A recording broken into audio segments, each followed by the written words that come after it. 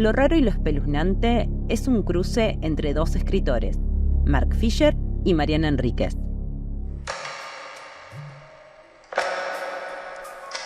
En este capítulo, Mariana Enríquez.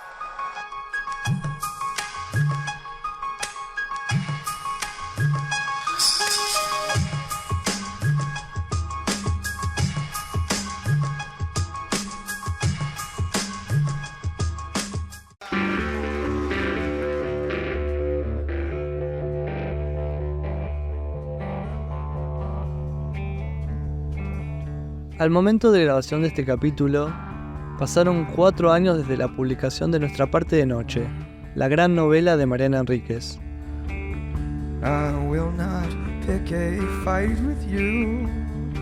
En este momento, ella está presentando en distintos teatros del país el espectáculo Traigan Flores.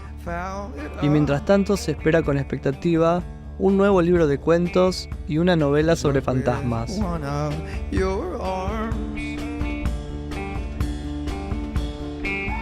I could get busted up. Pero nosotros vamos a ir un poco más atrás.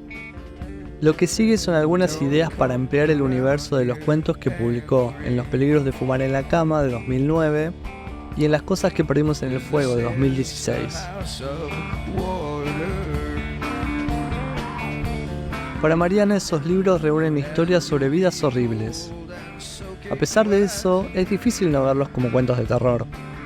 Algunos pueden ser más escalofriantes que otros, pero el miedo siempre está ahí, en sus distintas formas.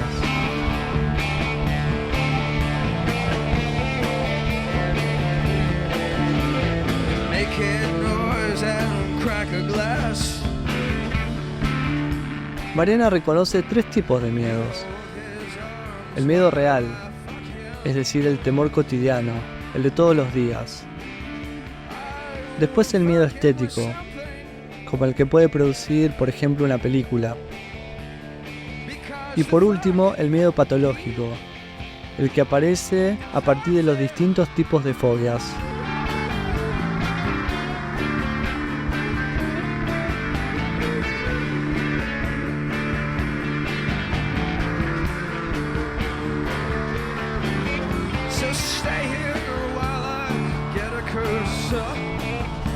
Y hablando del primer tipo de miedo, del real, Mariana dice que contrariamente a lo que la mayoría cree, a ella no le da miedo ni los fantasmas ni lo sobrenatural.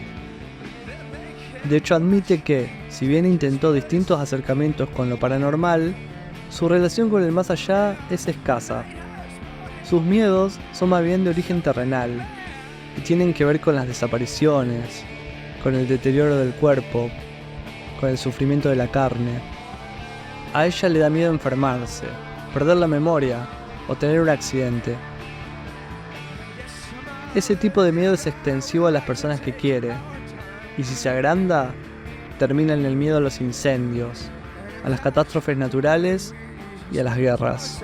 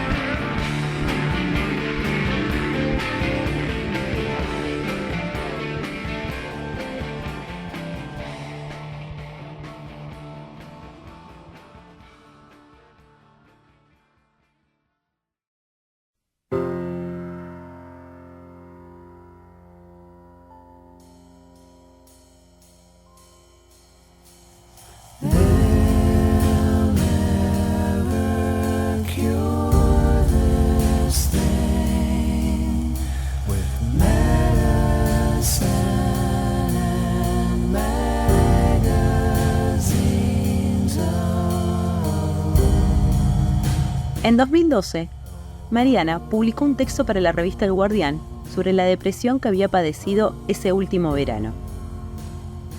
Ahí habla de la maravilla de nuestro organismo, al que al final hay que hacerle mantenimiento permanente. Que las mamografías y el colesterol y la hormona tiroidea, y los anteojos, y la celulitis, y la alergia, y la caída del pelo. Funciona pésimo. Otra prueba más de la inexistencia de Dios o de su chapucería, dice.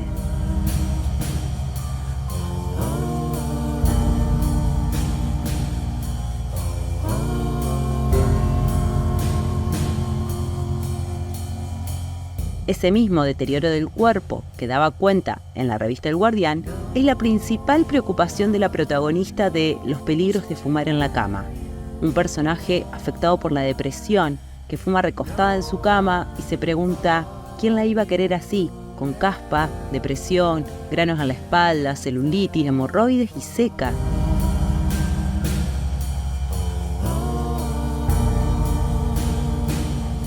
Los mismos miedos relacionados a la vulnerabilidad y a la fragilidad del cuerpo aparecen en los cuentos ¿Dónde estás, corazón? Y Nada de carne sobre nosotras. ¿Dónde estás, corazón? Narra la historia de una joven que desarrolla un gusto estético por las enfermedades cardíacas. El origen del fetiche se remonta a su niñez, época en la que recuerda al padre de una amiga totalmente desnudo y con una cicatriz en forma de cruz en el pecho.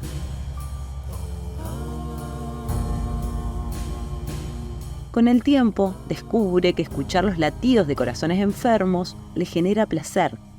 Se dedica entonces a buscar grabaciones de ruidos cardíacos y las escucha en su casa mientras se masturba. Así, entabla relación con un joven con una enfermedad cardíaca terminal.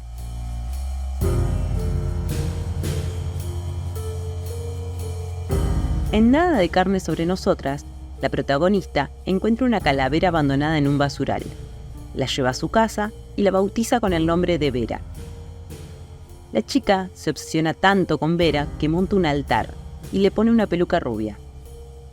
Después le empieza a contar cosas, que está cansada de su novio, al que describe como gordo y perezoso. Y hacia el final del cuento, directamente deja de comer, con la meta de bajar de peso y parecerse cada vez más a Vera.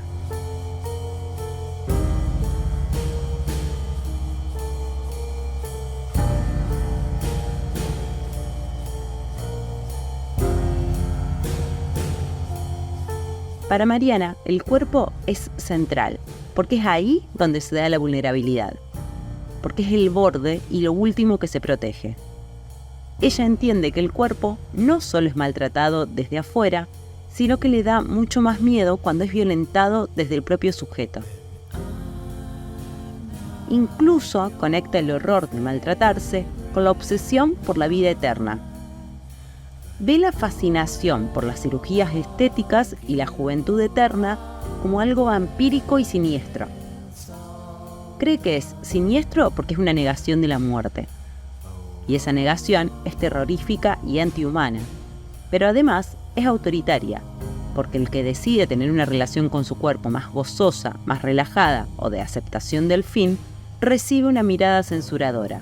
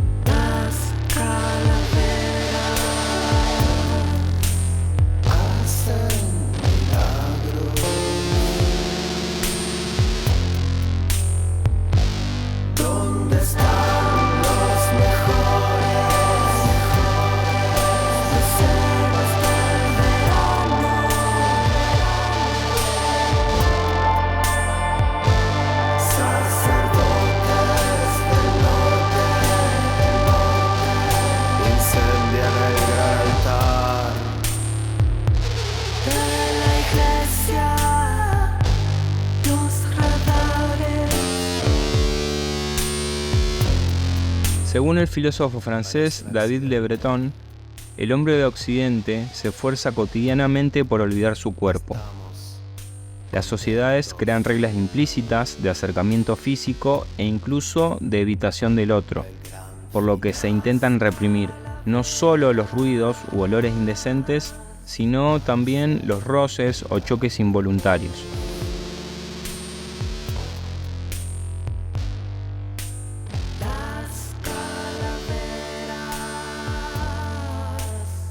Lo que opera, dice Le Breton, es un borramiento del cuerpo, porque aun cuando objetivamente está presente, las prácticas sociales logran negarlo, borrarlo, hasta volverlo transparente.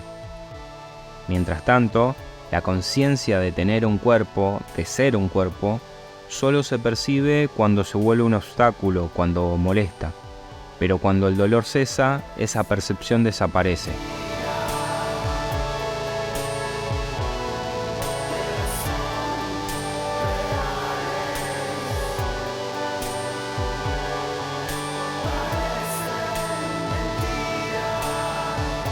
El cuerpo sufre de un segundo borramiento si además padece un estigma o se aleja de los cánones sociales que imponen salud, juventud, delgadez y belleza. Por eso, los cuerpos de los ancianos, de las personas con discapacidad, de los obesos o de aquellos que tienen cicatrices son ocultados y negados.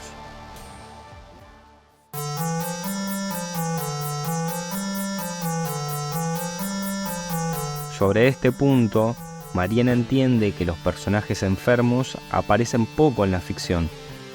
La mayoría de las veces se trata de relatos en primera persona, donde la deformidad física está asociada con la maldad, como si fuese una marca maligna en el cuerpo.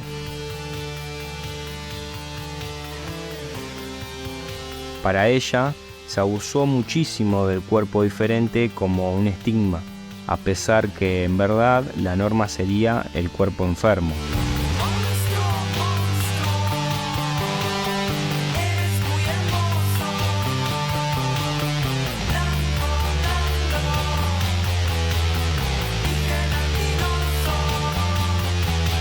A fines de los 80, por la pandemia del SIDA, apareció una nueva literatura marcada por el miedo al cuerpo del otro. Esa nueva literatura estaba liderada por Burroughs y fue clave para Mariana porque fue de las primeras cosas que leyó. También porque coincidió con un momento muy importante en su vida, la entrada a la sexualidad y a la aventura. De hecho, Mariana se percibe como parte de una generación expuesta desde muy joven a una corporalidad en peligro.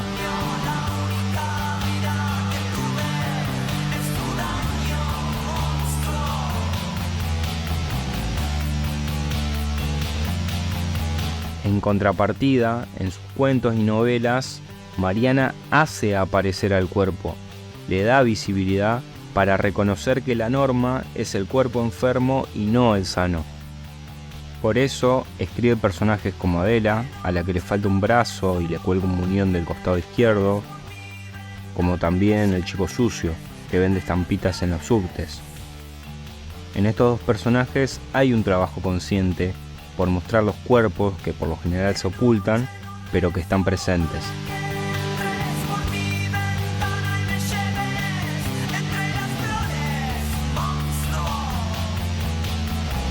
No es casual tampoco que estos personajes sean niños o niñas. Mariana está en contra de la idealización de la niñez.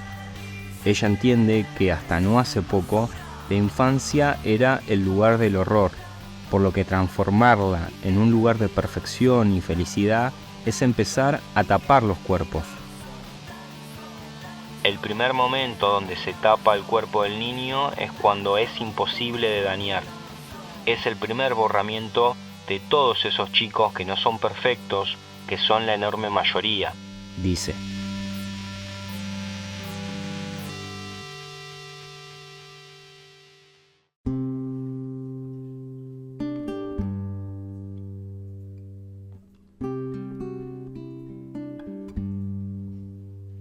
La manera que encuentra para hacer aparecer todos esos cuerpos negados no es solo descriptiva, sino por la tensión que provocan en las historias.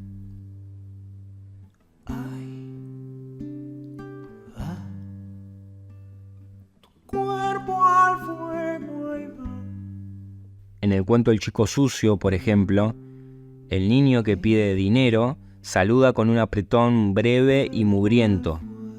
Está sucio y apesta, por eso los pasajeros contienen la pena y el asco.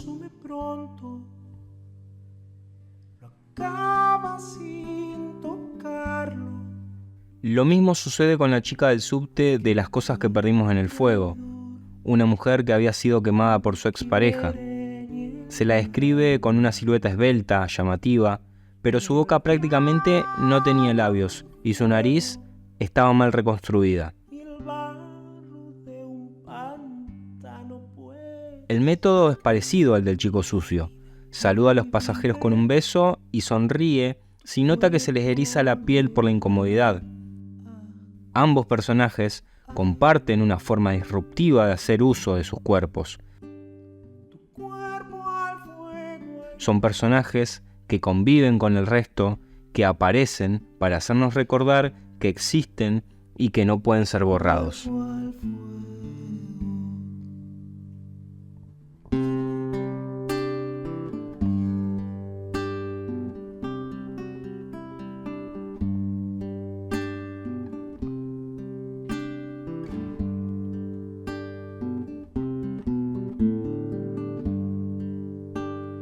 Quema en mi memoria y en la de los recuerdos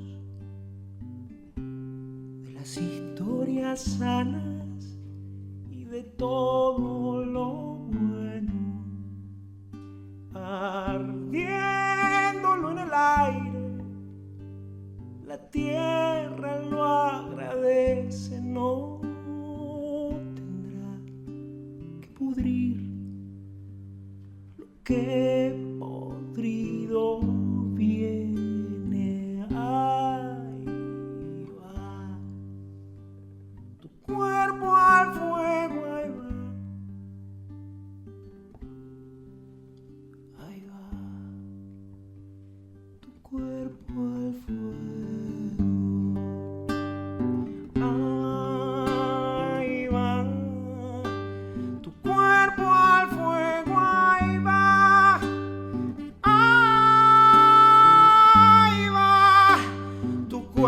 Al fuego.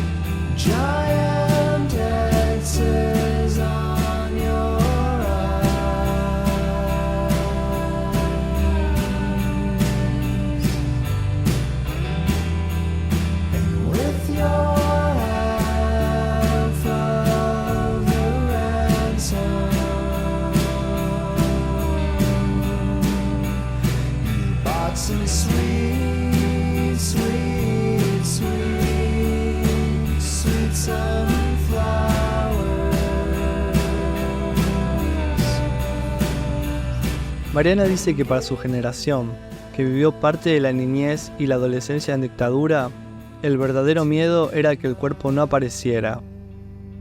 No saber si un amigo, un familiar o un vecino estaba vivo o muerto lleva consigo la marca de lo espeluznante, y es lo que le sirve como argumento para crear muchas de sus historias. Pasé toda mi infancia en la dictadura. Es un miedo muy personal.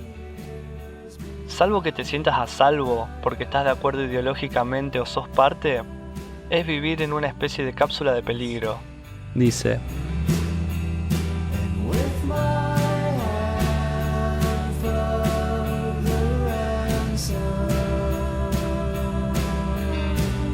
El primer cuento que Mariana escribió sobre desaparecidos en dictadura fue Cuando hablábamos con los muertos, una historia que provenía de una anécdota real.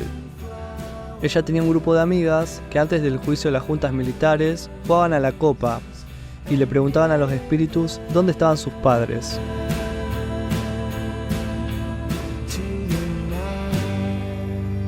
Las desapariciones y apariciones también son el motivo de otros de sus cuentos: La hostería, Chicos que faltan, Tela de araña y La casa de Adela.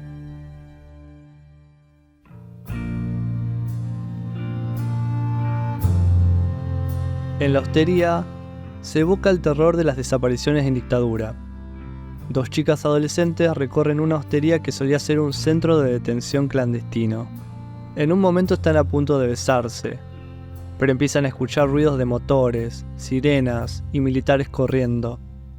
La dueña del lugar las encuentra muertas de miedo. Hold me closer than that.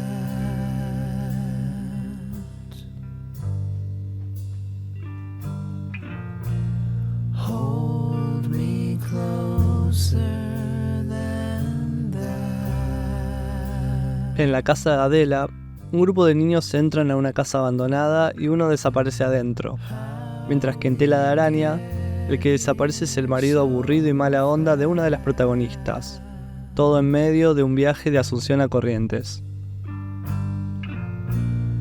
Hold me closer than that.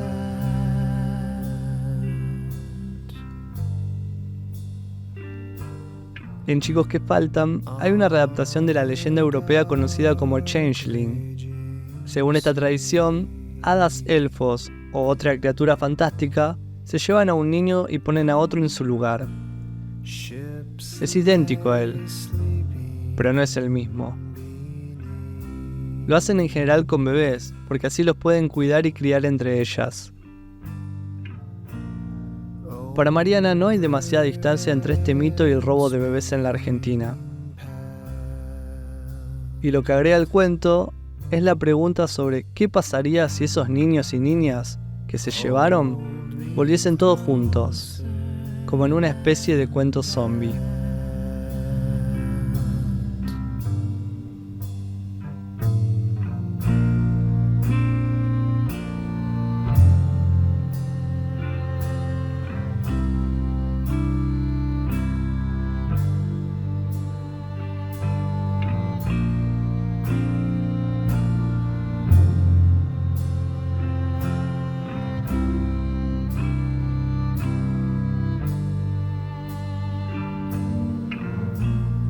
Things we lost in the fire.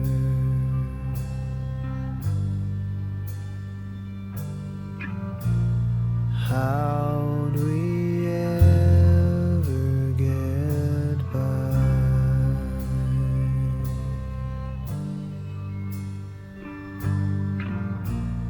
Words will never take back.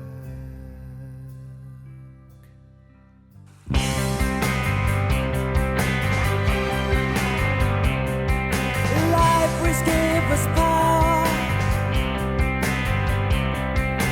Then what came and made us free? What price now for a shallow piece of dignity? Otro de los miedos reales es el de la pobreza, sobre todo en un país con permanentes crisis económicas como Argentina. Right here in my dead bed. Para Mariana, el desamparo es inherente al sistema capitalista, que no solo se basa en la exclusión, sino que además crea una fantasía del si querés, podés, y de que cada uno construye su futuro.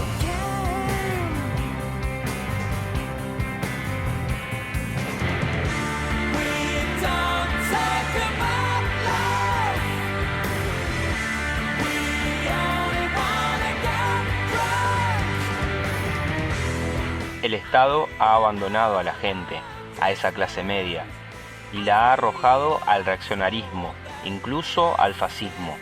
El fascismo es eso, el miedo al otro, a ser como el otro, es el miedo a la pobreza, a la pérdida de lo que se es, dice.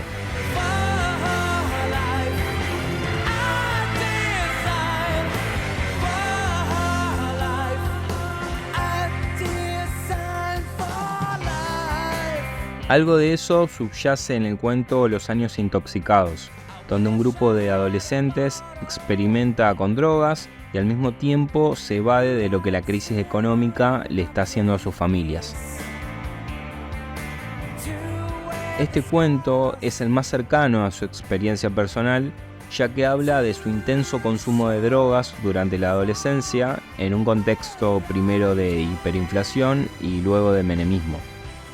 Mariana se la pasaba entonces viajando desde La Plata a Buenos Aires para ver bandas de punk, en una vorágine que hasta la llevó a caer detenida por la policía en varias oportunidades.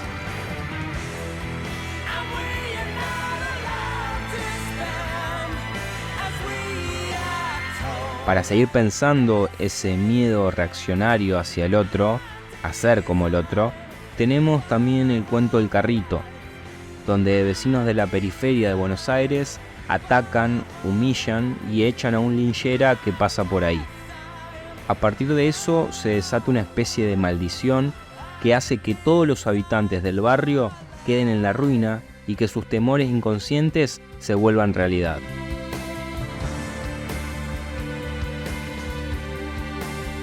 Otros cuentos que tratan la desigualdad y la pobreza siguen esta misma línea, con personajes de clase media que tienen contactos superficiales y a la vez traumáticos con personajes de clase baja.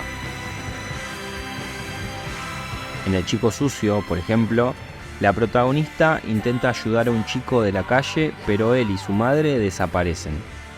En ese mismo momento encuentran en el barrio un cadáver y ella piensa que puede ser ese mismo chico, pero no puede corroborarlo porque ni siquiera sabe su nombre y porque la calle está llena de niños pobres. Desde esa distancia entre clases sociales, el chico es intercambiable. La protagonista termina comprendiendo con horror que las buenas intenciones no son suficientes.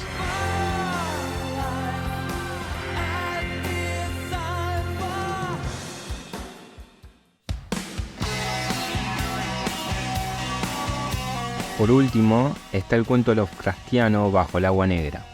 Ahí Mariana parte del asesinato de Ezequiel de Monti, un joven que murió ahogado en el riachuelo tras haber sido arrojado por agentes de la Policía Federal.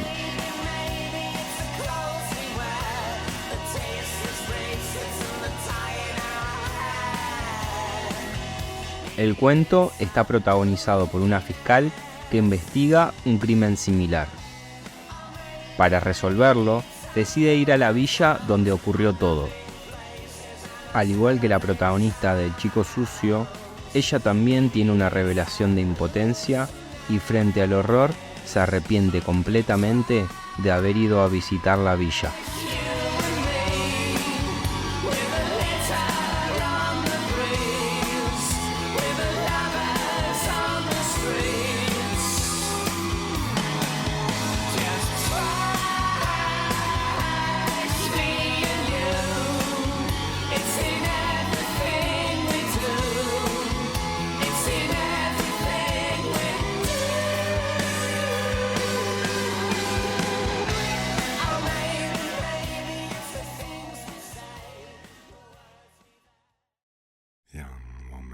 Share your fire with me.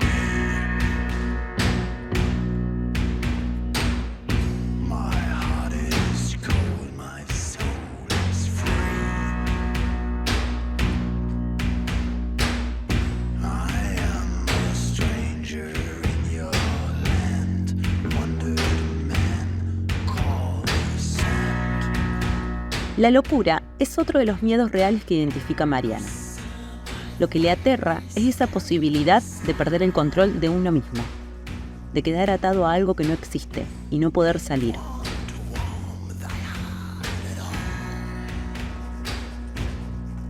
Con esto en mente, trabaja específicamente el estereotipo de loca del relato gótico. Tomo como ejemplo el cuento The Haunting of Hill House de Shirley Jackson, que inaugura el subgénero de terror de la mujer encerrada. Una mujer reprimida y desequilibrada que logra una cierta simbiosis con una casa que a su vez tiene vida propia. En ese punto su interés es la atracción que tiene la locura para escaparse del mundo.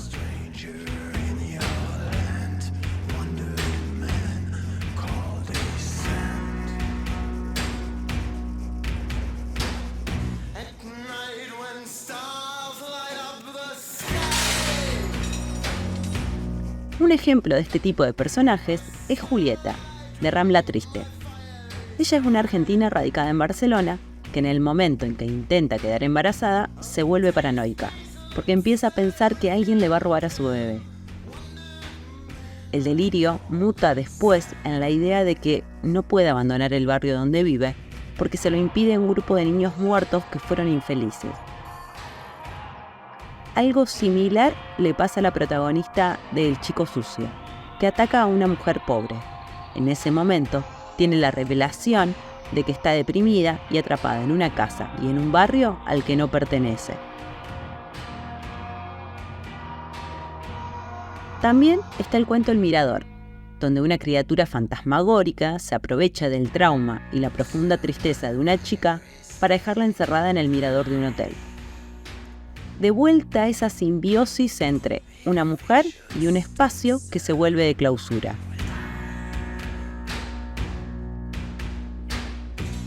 En el patio del vecino, Paula se muda junto a su novio a una casa nueva. Ella está profundamente traumada y deprimida porque fue echada de su trabajo en un orfanato por haber descuidado a los chicos. Y sumergida también en un ambiente de obsesión y de encierro, empieza a espiar el patio del vecino desde la terraza porque ve a un chico atado con una cadena. Pero su novio la trata de loca, de que está alucinando por lo que le pasó en el orfanato.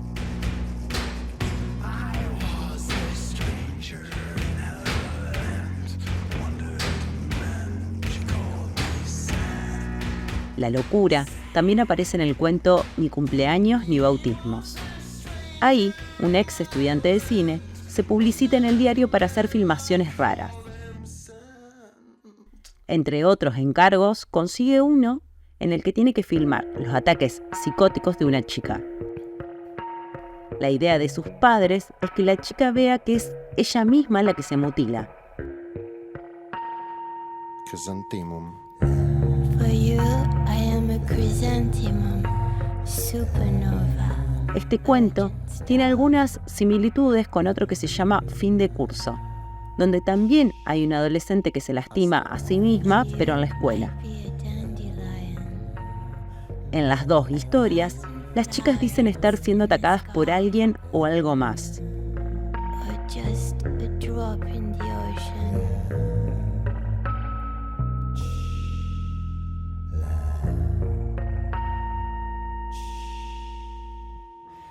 Mariana dice que la decisión de escribir sobre mujeres fue bastante técnica.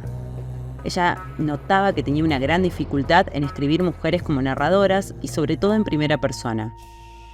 Hablaban muy parecido a ella o eran voces muy sarcásticas y autorreferenciales. Y lo otro que le costaba era escribir terror. Así que decidió encarar los dos problemas al mismo tiempo. Y a partir de un pedido para una antología, se puso a hacer un cuento de terror protagonizado por una mujer al que tituló El aljibe.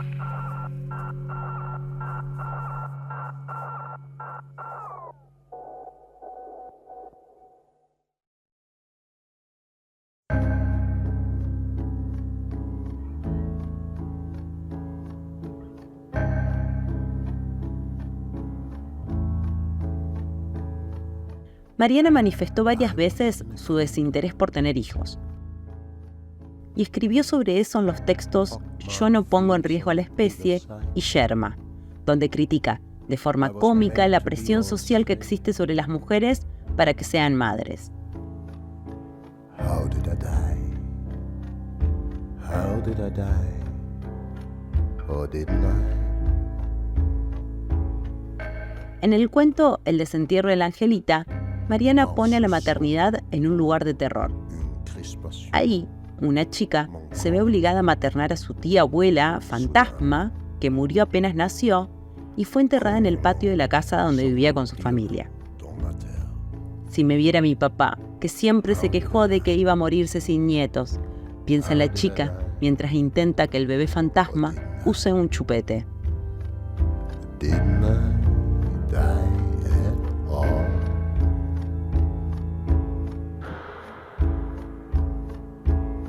En Pablito clavó un clavito, Mariana combina el horror con la paternidad. A Pablo, un guía turístico sobre asesinos seriales, se le aparece una de las principales atracciones de su recorrido: el petiso orejudo. On the end facing Mephisto is its name. La razón de esta aparición o alucinación es que está deprimido por cómo es su vida de pareja desde que es padre. Y el petiso orejudo es justamente un asesino de niños. Schwarzes Biest.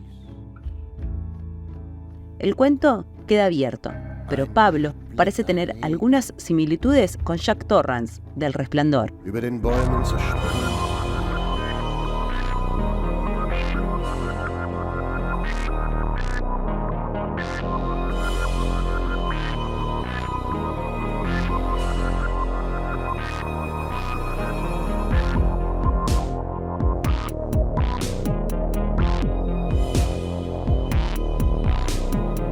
Si colocaras un espejo en la nada, ¿qué pasaría? Si colocaras un espejo en la nada, desaparecería.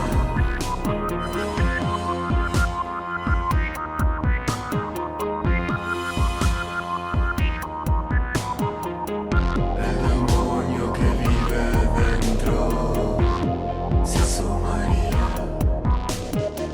Si colocaras un espejo en la nada. Hasta acá estuvimos hablando de los miedos reales. El miedo a la enfermedad, a la pobreza o a la desaparición. Pero Mariana distingue un segundo tipo de miedo, que es el miedo a adrenalina. Un miedo momentáneo, que se pasa rápido. Es el miedo que puede dar un libro o una película, que puede ser profundo, pero sin que nunca dejemos de estar a salvo. Es entonces una especie de sufrimiento agradable, la posibilidad de experimentar una situación límite estando en un lugar seguro. Este es básicamente el miedo / disfrute que nos pueden causar sus cuentos. Y si tuvieras un arma en su cara, dispararías. Mariana explica que la tradición de la escritura de terror es anglosajona, con autores como Lovecraft, Poe, Bram Stoker, Mary Shelley. Esa tradición cambia en los 40 con los primeros escritos de Ray Bradbury y en los 50 con Shirley Jackson, hasta que finalmente aparecen dos autores que para ella desbordan el género. Uno es Peter Straub, con tramas más íntimas y fantasmales. Y después está quien podríamos llamar el gran maestro de Mariana, el propio King. Él saca el terror como género de los castillos y mete lo social, desde el bullying y la matanza escolar en Carrie, hasta la violencia familiar en El Resplandor, o el abuso infantil en It. El tipo pone al terror en el barrio, en el pueblo, en la esquina de tu casa, dice Mariana. Ella sigue esta misma idea, pero se pone a trabajar con elementos propios de nuestro país y de nuestra cultura. De alguna forma, lo que hace es capitalizar el malestar local.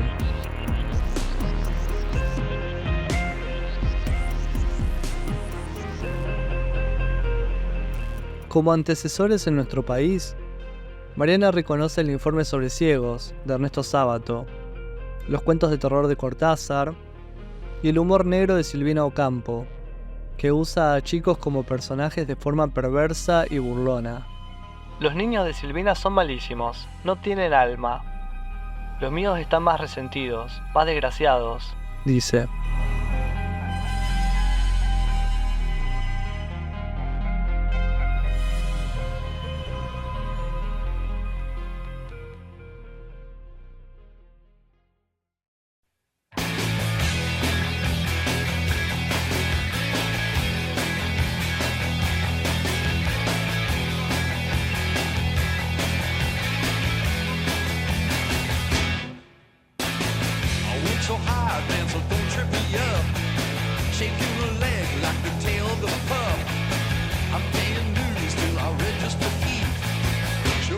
cordoning up on the street.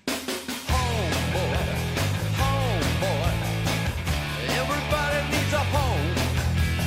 Homeboy, homeboy, everybody needs a home. Antes hablamos de los miedos reales y del miedo a adrenalina. Nos queda un tercer y último tipo de miedo, que es el patológico, el de las fobias, el de los temores irracionales.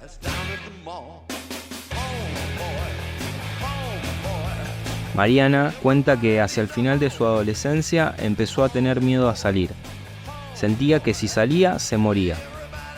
Era un miedo que contrastaba fuerte con su lado punk. Así que le daba vergüenza explicarle a sus amigas que no podía salir a la calle o que le daba miedo ir a una fiesta. Entonces se hacía la enferma o inventaba alguna excusa.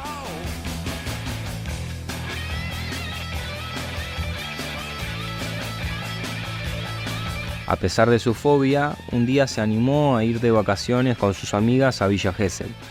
Ahí tuvo el primer brote serio. Apenas llegaron al departamento, se dio cuenta que no iba a poder salir a la calle y que tenía que volver inmediatamente a su casa, que era su único refugio. Sus amigas al principio no le creyeron o no la entendieron, así que se puso a hacer hogueritas con los fósforos, como su personaje de Los peligros de fumar en la cama, que se acuesta y hace agujeros en las sábanas con el cigarrillo. Mariana pensó que darles a sus amigas una imagen de desquiciada podía ayudar, y finalmente logró convencerlas. Pero el regreso fue complicado. Intentó volver en un colectivo, pero no pudo subir porque el pánico la paralizó en la puerta. Terminó viajando en una camioneta rural, pero para que el viaje sea soportable, se armó una especie de escondite con las valijas. De esa época de fobia, Mariana también cuenta cómo al mismo tiempo en que editaba con Juan Forn su primera novela, Bajar es lo peor, donde los personajes hacían lo que querían y se daban con todo, su mamá la esperaba abajo en un remis porque ella no se podía tomar el colectivo.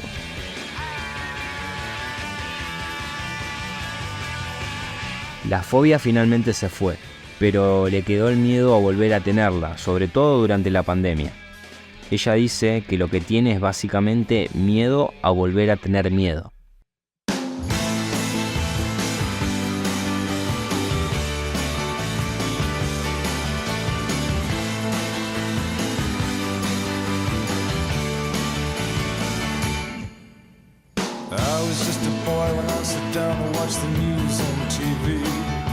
Mariana escribió su primer cuento en 2005 y por encargo para una antología. Lo llamó El aljibe y es justamente sobre las fobias, sobre no poder salir de la casa por el miedo. Es la historia de una niña que acompaña a su mamá, a su tía y a su hermana a la casa de una curandera en Corrientes. A partir de ese momento su vida se transforma. Todo le produce terror, un terror que no le permite hacer nada, ni salir de su pieza. El cuento termina con una revelación espantosa. Las culpables del miedo que la consume son su mamá, su tía y su hermana, que la entregaron al mal para salvarse a ellas mismas.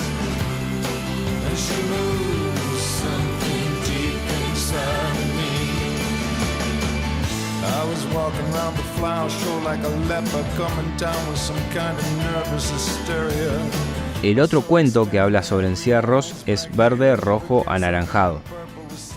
Ahí una chica cuenta cómo su novio, Marco, que está deprimido, se recluye en una habitación y no sale nunca más.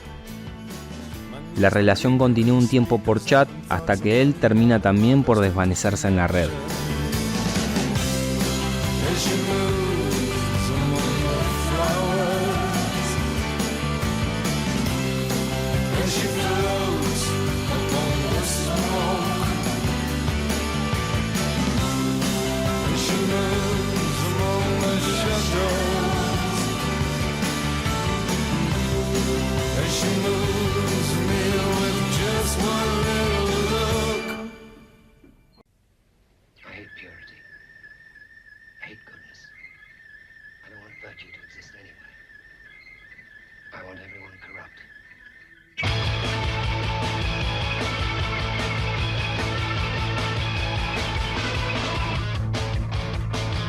Los distintos tipos de miedo que identifica Mariana son los que le sirven para crear sus historias.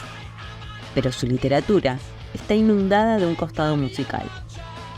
Las canciones le abren puertas a palabras y situaciones. Por eso, a la hora de trabajar, elige un estilo, un género o un grupo específico que puede reflejar en su escritura lo que siente en ese momento. Por ejemplo, para acompañar la escritura de Nuestra parte de noche, usó discos de Sweat, de los Rolling Stones, Led Zeppelin, Bowie, Iggy Pop, Nick Cave, Karen Dalton y Dirty Free.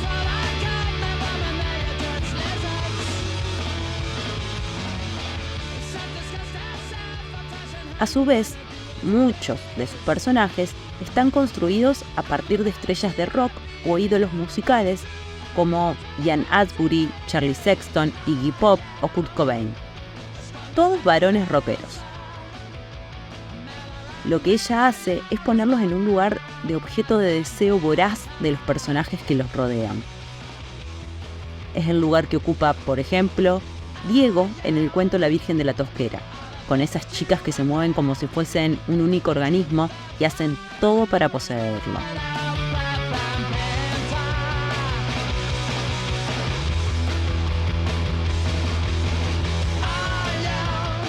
Richie Edwards, de los Manic Street Preachers, es la inspiración de Santiago Espina, el protagonista del cuento Carne.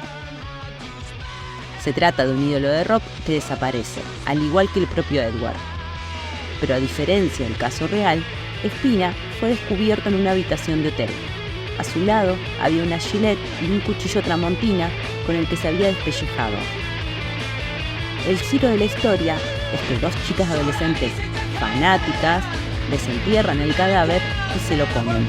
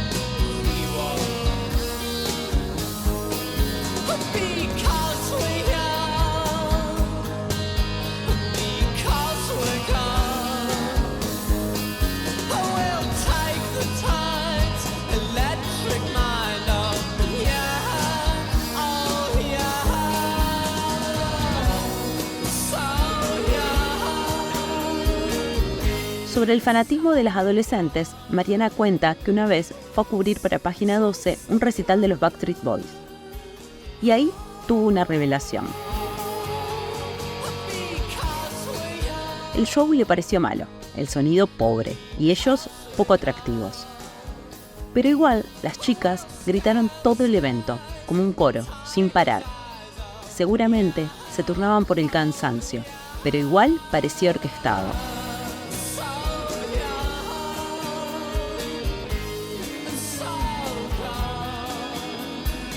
Eso la sugestionó y le dio miedo. Se dio cuenta de que arriba del escenario podía estar cualquiera, que esas chicas no estaban gritando por los Backstreet Boys, estaban gritando porque es un rito de pasaje. Ellas de alguna forma se estaban alimentando.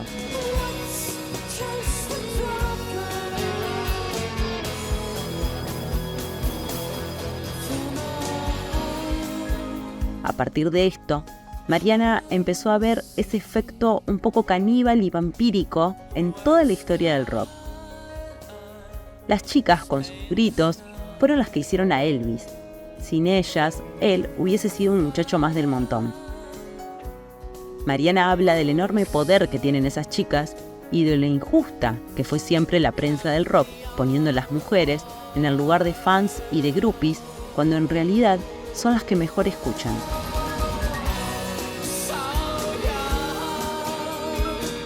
De esta experiencia reveladora, sacó la idea de un grupo de mujeres que se mueven como un organismo, que aparece en La Virgen de la Tosquera, en Los Años Intoxicados, Carne y en la novela Este es el mar.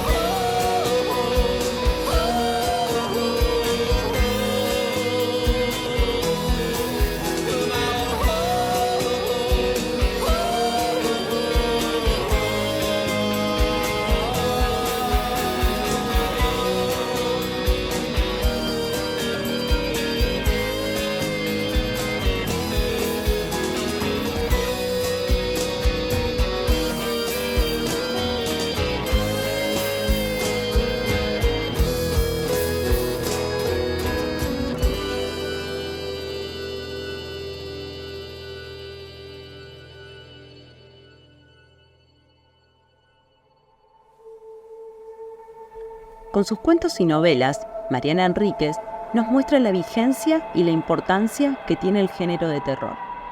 Y a su vez, marca el camino para crear un terror local, nutrido con nuestros propios miedos y obsesiones.